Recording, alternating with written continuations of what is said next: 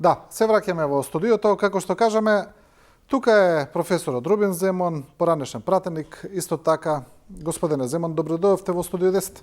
Добро утро, добро најдов.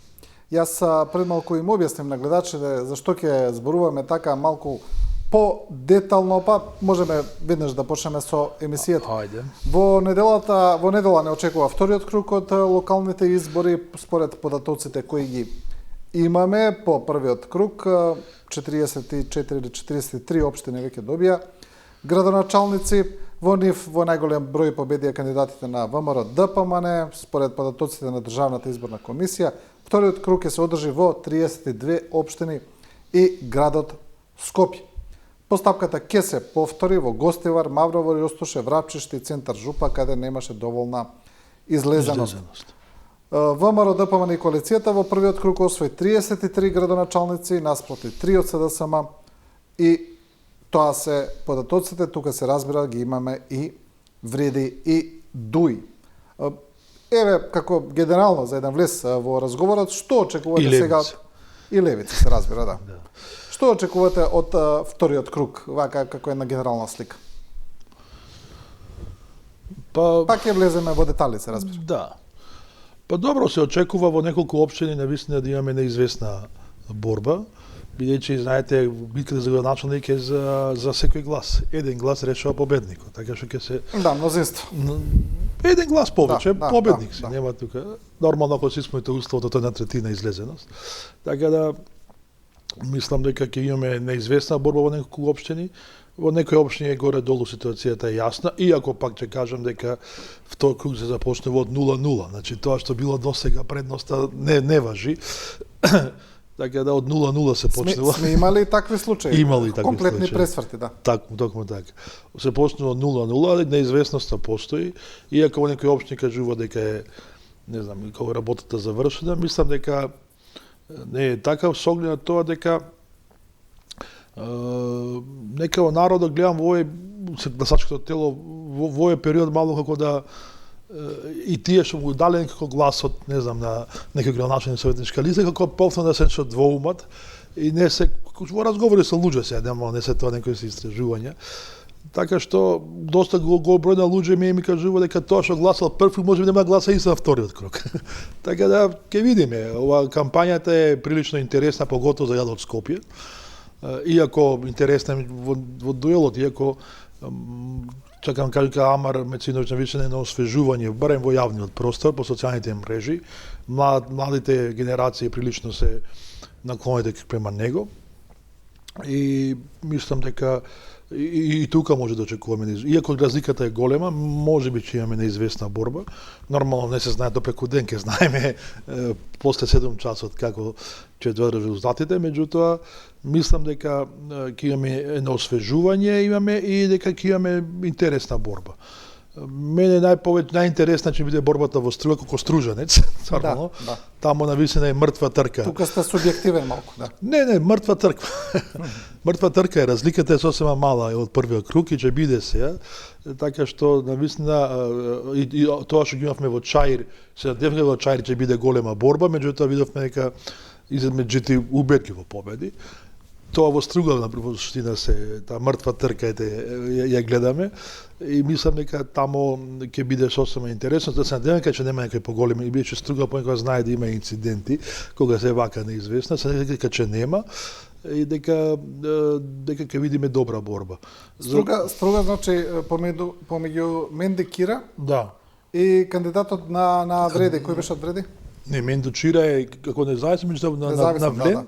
А другиот е доктор од дијализа, мислам Халили се кеше од Дуи. Од Дуи е. Доктор во центар за дијализа. Така што прилично е интересно, имаше некои си вести па демантирање ка Рамис Мерко колку поддржува.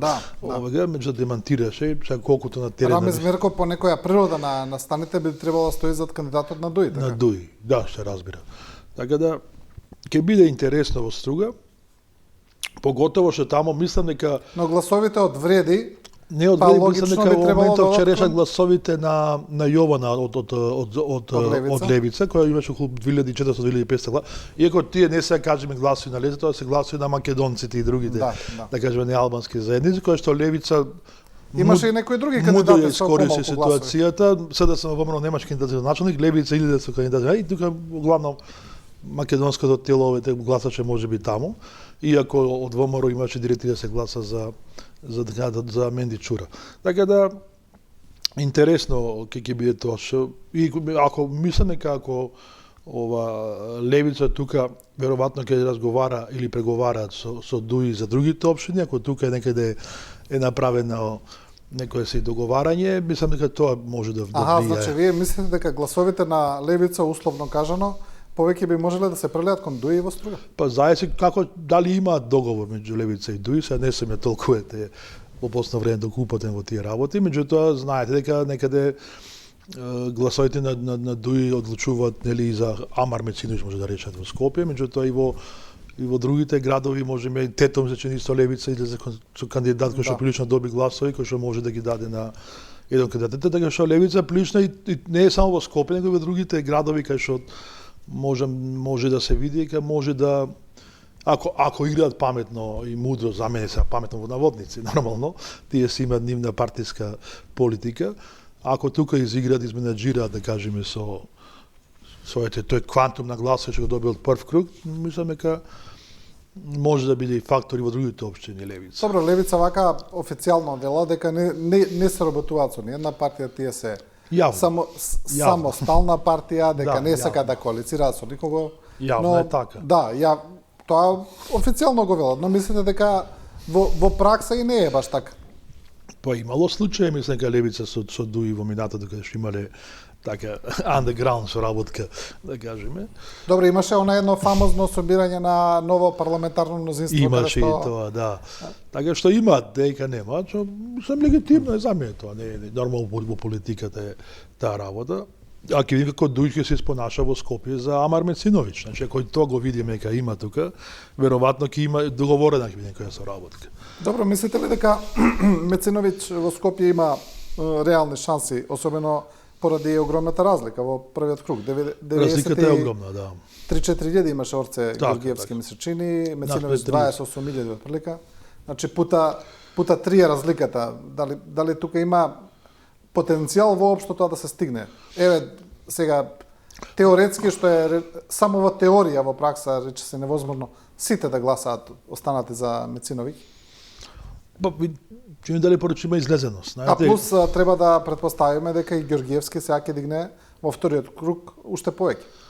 Прво ќе да видиме колку ќе биде излезеноста. Знаете, во прва круг има мотивација на тие што биле во советнички листи, нивните пријатели семејства излегуваат да гласат.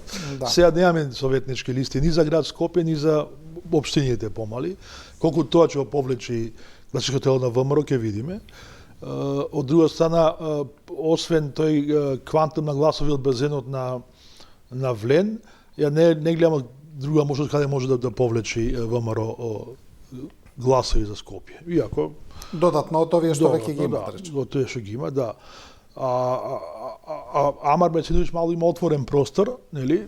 Нормално ако се договараат со другите партии да може да тоа. Иако мислам дека Амар повеќе игра на медиумска кампања, на освежување на јавниот простор, нели, освежување како личност, на малку така поагилна медиумска кампања.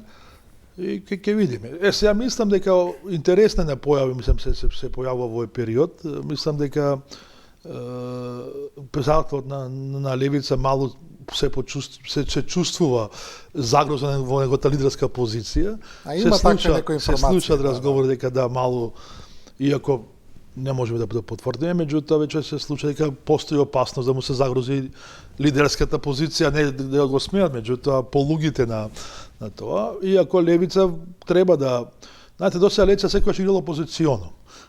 Никогаш не била во нијна позиција власт, така што доаѓа време Левица веќе некаде да има власт и ќе видиме како тука ќе се понаша. Колку е тука загрозен лидерот на Левица, ќе видиме, мада сето тоа спекулации се ќе ги слушаме. Да, Левица интересен политички феномен. Апасиев излезе со некои пресметки каде што вели ги демантирам сите оние кои велат дека Левица на овие избори добила помалку гласови или дека стагнира, таа веќе вели добила повеќе гласови од, да речеме, од парламентарните, бидејќи според неговата математика левица немала секаде листи, ни градоначалнички, ни советнички, и дека овие гласови се само таму каде што излегла, каде што ставила листи. Тоа е некоја партиска математика, нема да навлегуваме, но стои тоа, нека. Да, стои дека и другите партии немаа секаде листи. Нема, така. Сега се не се градоначалници во Струга, не оди во Струга. Не оди во Кичево се градоначалник, да кажам другите Цетово не оди се сум градоначалник, ги имаме така што. Да. Така да во ред тоа, но има некои анализи, ово што го спомнавте интересно за Мециновиќ и Апасиев. Аналитичари цело време упатуваат дека левица расте како партија, но сепак и кога ќе се види дека постои веќе 10 години и не расте доволно, колку што би требало да расте. Дека тој раст сега реално, доколку зборуваме за партија која има некаков поголем потенцијал, до сега би требало да го достигне. И дека причината за тоа токму лежи во претседателот на партијата кој тие така опишуваат метафорички и гаси кочница во исто време на партијата и во обид да се привлечат оние неопределени или поголем еден базен на гласачи. Па добро, јас сега не сакам тука да анализираме левица, сепак е... Ке ги анализираме сите, него сега дека дојде до левица. Да, мислам дека политиката не е само колку ќе се име гласови. Мислам дека левица се уште нема јасна, барем за мене, определба околу евроинтеграциите. Некојаш ги слушаме дека се против интеграција, некојаш дека се за интеграција, сега ама го гледаме мало и проевропски зборува во кампањата. Меѓутоа не треба да забораваме дека левица прилично беше и антонато и антиевропска унија. Во минатото сега можеби малку се променило тој дискурс, така што лично за мене мислам дека навистина им треба подобро политичко профилирање на самата партија, барем од тоа како размислува да се води Македонија. Го користи овој простор, да кажеме, на партија меѓу двете големи партии од македонскиот блок. Од неразочарањето ги собира гласовите, малу едно време играа на национализам, едно време играа на патриотизам, едно време на антикорупција и така натаму. Меѓутоа, и знаеме кај играеше и на прилично тврд комунизам. Некој дојде да го посети гробот на Енвер Роџа во Тирана. Ние барем кој што знаеме од минатото што како било комунизмот, е прилично така одбино. Иако младата генерација, прилично гледам, револуционерна е нашата млада генерација, сака промени и тоа револуционерен дух и порив кај младата генерација успешно го користи и се ги прибираат. Иако јас мислам лично дека во овој момент е плафонот што како левица во овој начин како што сака без коалиција, без ова да освои гласови, тоа му е плафон. Ако се сака да оди чекор понатаму, ќе мора да коалицира со други партии, со други фактори за да може да направи некој чекор понапред околу освојување некај на извршна власт. Да.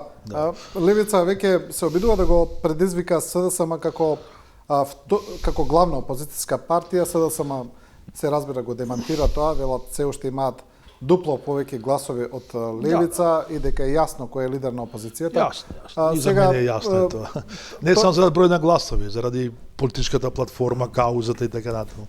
Да, тоа е во ред, но од друга страна и некако и ми се чини дека не е баш за фалење тоа што вела дека има дупло повеќе гласови од левица со оглед на 130.000 гласа колку освои на локалните избори, нешто што е под секој историски минимум на СДСМ, ми се чини. Добро, наш историски минимум не е излезеноста. Ние имаме вкупно околу 800.000 гласови излезеност на овие избори, така ли? 850, колку беше. Да.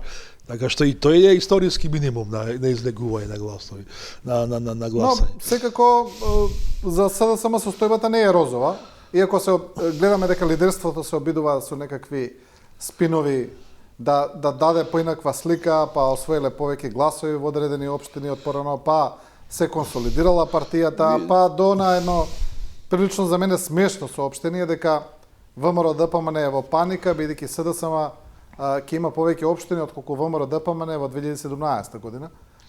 Значи, со ајде да не употребам потешки локални избори се не со може да се ефтини прави. спинови ми се чини се обидуваат да наметнат некаква слика што не кореспондира со реалноста. Знаете, локални избори, сите компарации се, не знам, непродуктивни или во корист за некоја си кампања се прават, меѓутоа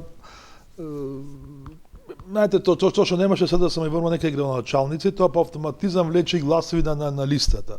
Знаете, кога че има градоначалник во локални избори и листата ја влече градоначалник. Сега кај што немавме градоначалници и за листа помалку се гласаше. Така што има доста да се анализира. Ако пак од друга страна направиме освоените гласови на сите партии и ја ставиме во контекст на симулација за парламентарни избори, нели? И по тој Донтов модел, не сум видел тоа дали некој сега има бил. Ќе видиме како со овој резултат на советнички листи, ако сега би овој бил парламентарни избори, ВМРО сега би имала 52 пратеници, нели СДСМ би се покачала на 21. Така што ако се има обзир или и одзиво и дека натаму, така што не може да се прават ова, да кажеме, такви анализи и компарации, сепак се локални избори. Јасно е дека ВМРО победи по број на гласови и по број на освоени општини, ќе видиме сега како ќе биде во вториот круг. Мислам дека ќе биде поголем бројот на освоени општини за на градоначалници за СДСМ од претходните избори. Значи и така треба да се гледат, бидејќи во тој контекст се изборите на градоначалници. И тешко се прави. Меѓутоа, знаете што, мислам дека во избори генерално цела Република Северна Македонија е во пат, да кажеме, во бројот, иако сите партии кажуваат дека се победници, секој си има свој некој си наратив, дека е победник, меѓутоа генерално целото општество, целата, да кажеме, целиот контекст е во некој надолна линија, од повеќе, кажеме, аспекти, и сега тука партиите некако сите се кажуваат дека се победници, нешто како да нагазиме станда, нели, битката, така да сите си кажуваат своји толкувања, своји објаснувања, и ако се сите чувствуваат како, да кажеме, победничество, е добро. Значи, ќе видиме тоа на конгресите, кои ќе дојдат за партиските конгреси, и на ВМРО, на сите, и на ДУИ, и на ова, тука ќе се види дали има или не. Значи, тоа кога ќе направат подлабоки анализи, тоа ќе видиме кој како. А сега нормално, се уште сме во кампања, се уште сме во некоја еуфорија и мислам дека рано е, барем од тој аспект каде што јас генерализирам мало по длабински и научно, не само политиколошки, мислам дека сите партии се на некој начин губитници, а не победници, кажуваат се победници сите. Да, тоа особено се гледа кај оние партии кои има голема разлика од претходните парламентарни избори по број на гласови. Иако и вие тоа го потенцирате и други дека не треба да се споредуваат парламентарни и локални, сепак одредени параметри има, излезноста, трендови има. Така. Па така пресметаа дека кај ВМРО ДПМН и коалицијата има пат од околу 140.000 гласа, да речеме, доколку се сметаат гласовите за советничките листи дадени, што е прилично голем пат, се разбира. Се разбира дека на парламентарни тоа би биле повеќе гласови, но сепак има една проекција која вели дека за парламентарни, од прилика, доколку се направи некаква математичка пресметка, дека тоа би значило околу 340-350.000 гласа за ВМРО ДПМН и коалицијата, што е повторно пат од околу 100.000. Така да, дефинитивно тука имаме еден пат, иако тука не може ништо да се каже дека ВМРО ДПМН е апсолутен победник на овие локални избори, тоа е сосема јасно. По бројот на советници, на мандати и на градоначалници, тоа е јасно. Претпоставам дека овие трендови ги загрижуваат. Тоа можеше да се види и во онаа прослава за првиот круг од локалните избори, која не беше прееуфорична, каде се откажа и подготвената сцена, веројатно зашто не победија во прв круг за Скопје, и дека го чувствуваат они тоа, претпоставам дека треба да направат анализи. Сигурно ќе направат анализа, меѓутоа мислам дека мене многу побитно ми што се случи после изборите, после локалните избори, каде ќе се движи Македонија, во овој контекст што ќе се прави, нели?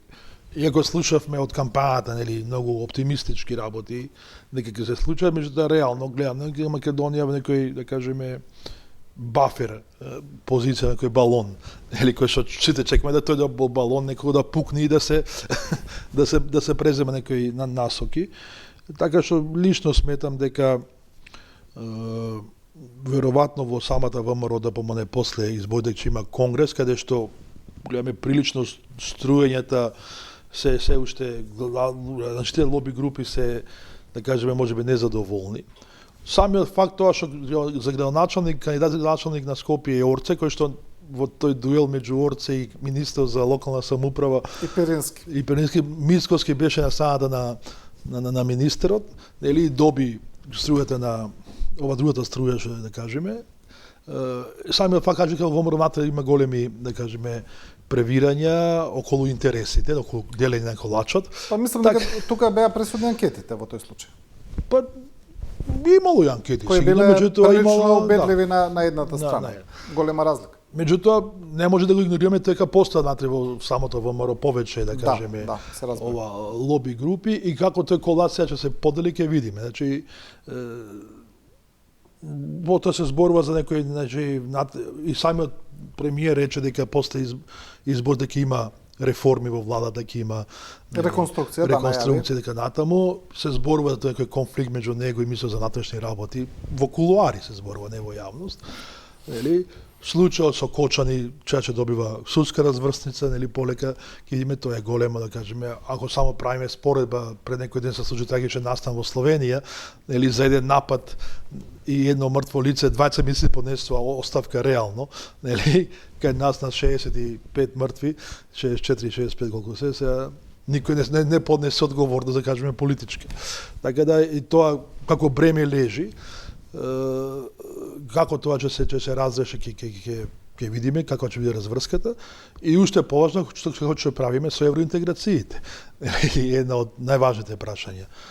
Мицко си гледам нешто најави дека можеби ќе се оди на решавање со уставните измени, меѓутоа мислам дека нема и доволен простор тоа да се чека, а овие резултати што се сега, барем според мене, му се најдобар момент да оди на парламентарни избори вонредни, за да може да добие уште ако јас би бил ВМРО, нели, внатре би инсистирал во оваа ситуација која што е надолу, меѓутоа се уште се во предност да во април или на април да се на вонредни парламентарни избори. Јас би играл така да сум во ВМРО.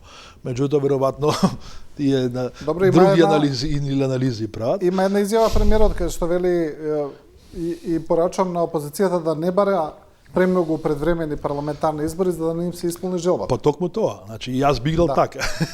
А тоа што иако бидејќи тој претходно кажа дека нема намера да свикува, но сега во оваа ситуација како да размислуваме дека СДСМ или опозицијата дека што ја припаѓам сме некој вид на нокдаун, да кажеме, се уште ова размислување, добар момент е ВМРО да се обезбеди барем уште 4 години мандат. Нели? Тоа го правеше Груевски многу често, нели се сеќава. Така што мислам дека ако нема разбирање, ако не се најде разбирање за уставните измени, добар џокер ќе му биде на Мицкоски да оди на превремени парламентарни избори. Со овој резултат што ги имаме од првиот круг. Бидејќи ја извадив оваа тема за преговарачката рамка, за преговорите со Европската унија, за Бугарија. Има една интересна изјава на премиерот од Лондон дадена за МТВ, каде што вели очекувам после изборите деблокирање на проблемот со Бугарија, од прилика сега парафразирам, нели? Но еве ајде да видиме. Значи и тој самиот става некаква доза на резерва. Но таа изјава која прилично интересна, индикативна, ајде да речеме, укажува дека во Лондон нешто му е кажано. Дали од британскиот премиер Стармер или некој друг, не знаеме, но дека дали е тоа сега некаков план или нешто, дека постои. И ако на сето тоа ја додадеме и посетата на Урсула фон дер Лајен, која исто така беше прилично 3 дена пред изборите енигматична, ајде да речеме, кај нас и кај Вучич, помина така блиц. Како нешто, мислите ли дека постои некаков план, може? Па добро, ставот на премиерот и на министерот на внатрешни работи дека тие бараат гаранции цело време на тоа. Сега можеби тука нешто се нашол некој модус да му се дадат гаранции дополнителни на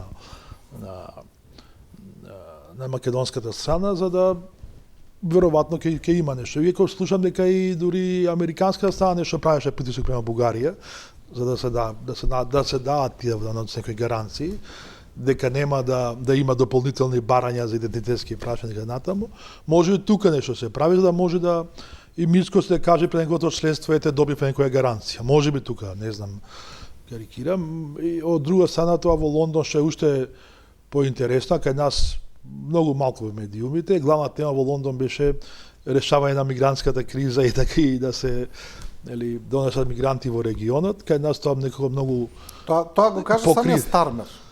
Самиот Стармер буквално рече ги донесов лидерите од Западен Балкан или од балканските земји тука да видиме како да го решиме мигрантскиот проблем. Бидејќи главната мигрантска рута поминува преку Балканот. И 90% од темите што там се збореле биле во агендата било тоа.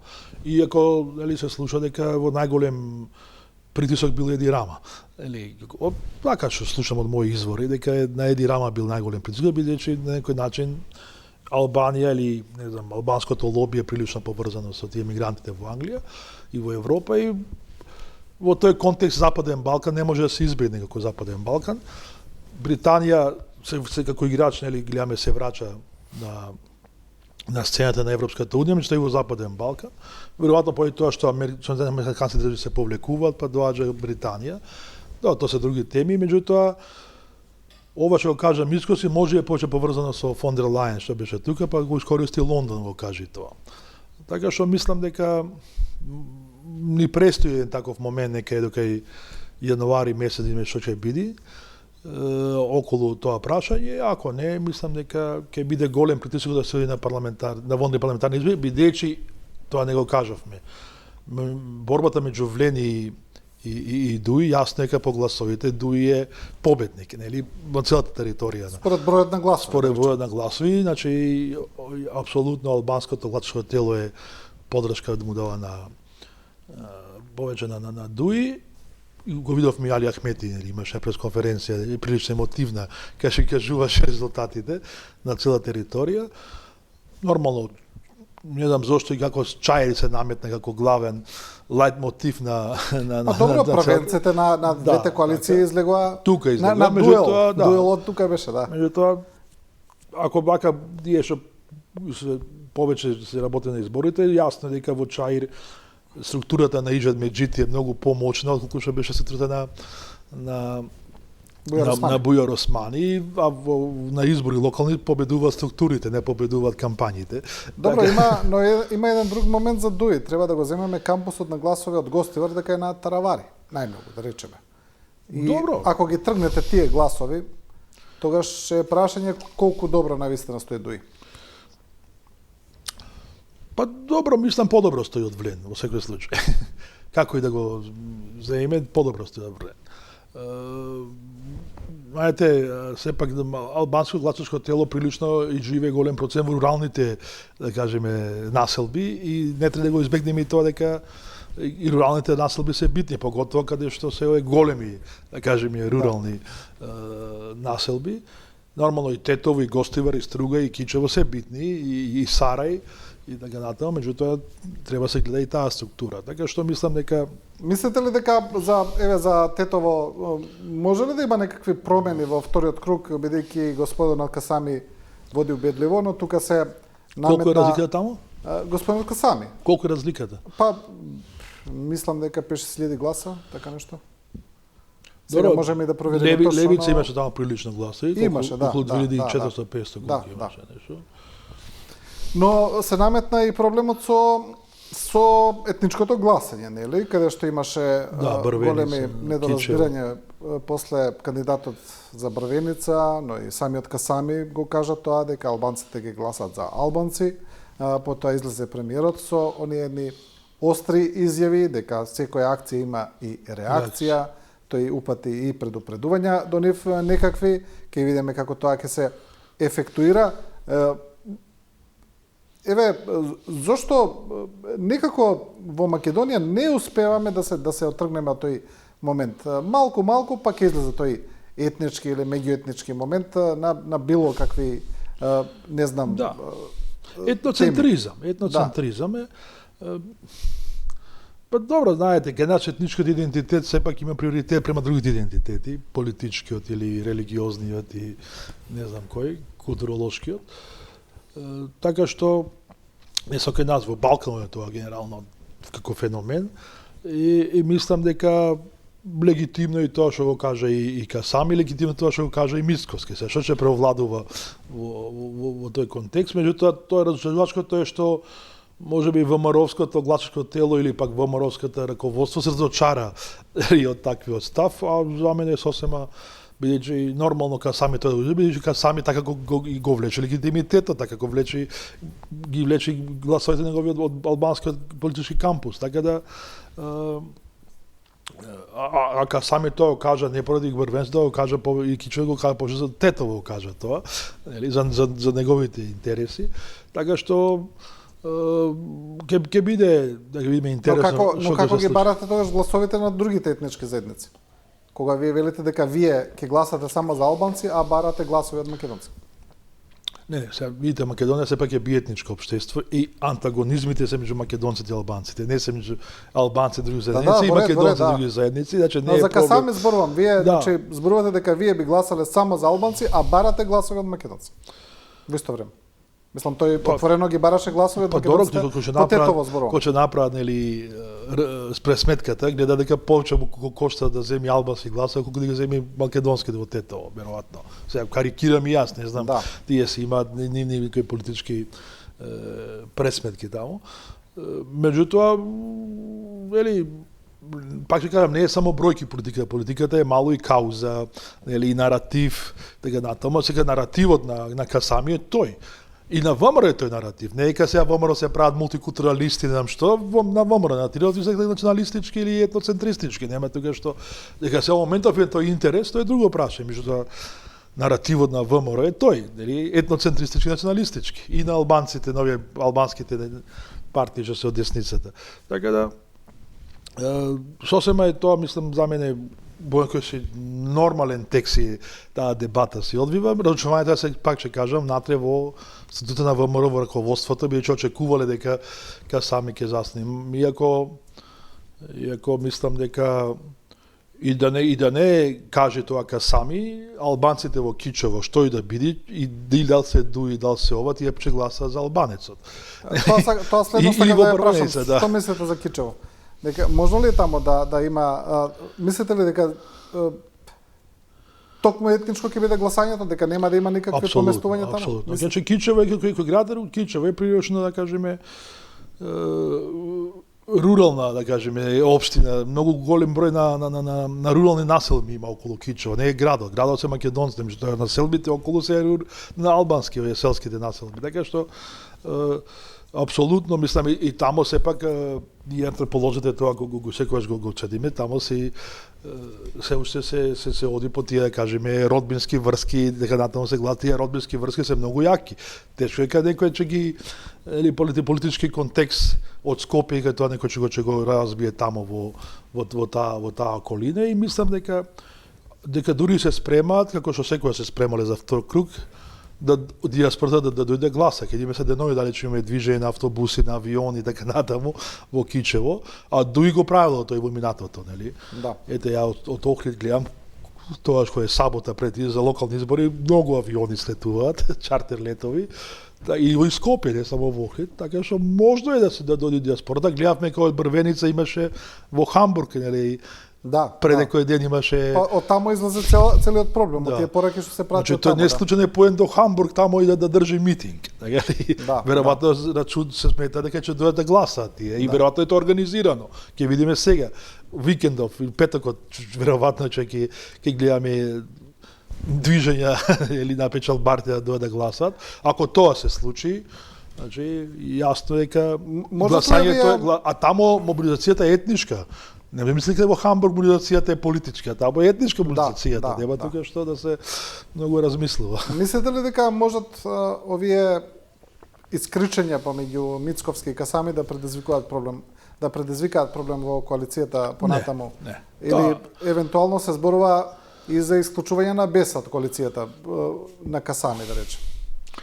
Пошто тоа ќе зависи дали Мицкоски преговара тајно со Дуи, поче слушаше и тоа, или разговор, дека може да се преговара, дека после изборите може да се случи да не знам, да Дуи влезе во влада, може би овие беше индикатор како стојат позициите кај албанскиот кампус, ако потоа Дуи дојде во нели во позиција влезе во влада како што имаше со Груевски, нели, тогаш нели веројатно размислува за долго владење ВМРО и Дуи.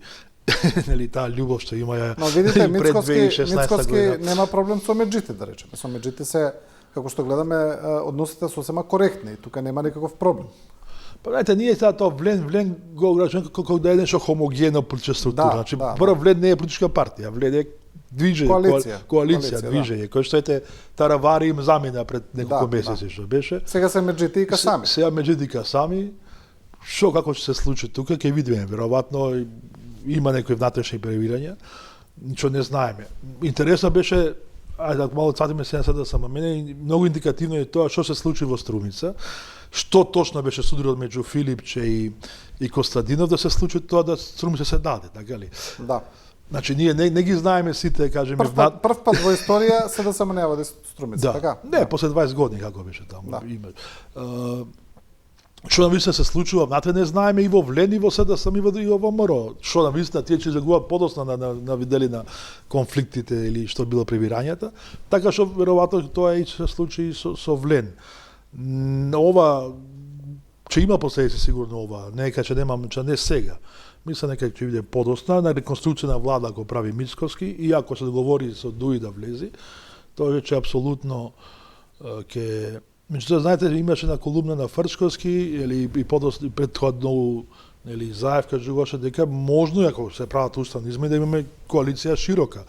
Вие гледате дека и СДСМ многу не баше некој вординг против Мицкоски, а и Мицкоски, односно ВМРО против СДСМ некој тежок вординг се немаше во кампањата, можеби веќе се спрема и таа коалиција широка за да направиме уставните измени, така што пак ќе кажам, многу е побитно што ќе се случи после изборите на втори круг, nego што ќе се случи на избори, така што горе долу ја знаеме ситуацијата како ќе биде. Ете, можеби Карпош е интересно и уш некоја општина центар. Да, Карпош е интересен, да, центар се разбира. Иако мислам дека од центар е горе долу нема базен на гласови кај да влечи Лабудовиќ. Значи не сема ако ВМРО застани и ги даде тие гласови, меѓутоа мислам дека Ама тие веќе застана и во прв круг. Застана, да. Ме излезените. Така што мислам дека тука јасно некои гласови навреди што Карпош че е интересно. Карпош е интересно, мислам таму е баш тоа што кажавме од 0-0 почнува и ќе видиме што ќе се случи. Или на левица гласовите, дали на СДСМ гласовите. На СДСМ. Така што интересно ќе биде. Да. Добро, во однос на изборите гледаме дека имаме еден интересен, ајде да речеме, феномен кој можеби за македонски услови не е толку чуден. Имаме откажување на независни кандидати за градоначалници на Могила и на Македонски Брод, кои се откажа и велат ние сега се освестивме или сватиме дека ВМРО ДПМ не е матична партија, дека не треба да одиме против и така натаму, но имаше и некои информации кои дел од медиумите ги објавија, особено за Македонски Брод, дека имало сериозни притисоци тамо, дека имало заканување со кривични пријави и така натаму. Во која верзија на настаните верувате? Или пак не се независни, го биле резервни на ВМРО. И таа можеби и тоа. Да. Можеби партиска стратегија. Партиска стратегија. Сеќавате едно време кога се правеа листи Социјалдемократска унија, Рада Шечеринова, такви работи. Така што и овде можеби е колку се независни, прашање сега што е тоа независни. Мислам имавме и листа ние во Карпош, така ли независна листа да. Мислам што е тоа независен, мислам. За мене како филозофски поиме тоа во политика да е нешто незамисливо. Од некого зависиш сигурно, да. Па нормално, барем тој што те спонзорира од него зависиш. Ти колку да си сад не партиски, дека мора застави дека спонзорира значи пак се зависи од нешто. Така да или добро да еде, нека се 5-10 души те спонзорираат, така ли? Да. Така што мислам дека ова што се случува сега не станува збор за независни, го станува збор за стратегија партиска, може биле резервни, да кажеме, играчи. Ако не влегол во ВМРО кандидат во втор круг, тоа ќе гласле сите за овој резервни, да кажеме. А сега бидејќи останаја ситуација дојде главниот играч и резервниот да бидат, нема логика сега да се прави кампања. Да се ги спојат гласови. Да се ги спојат, па нема што.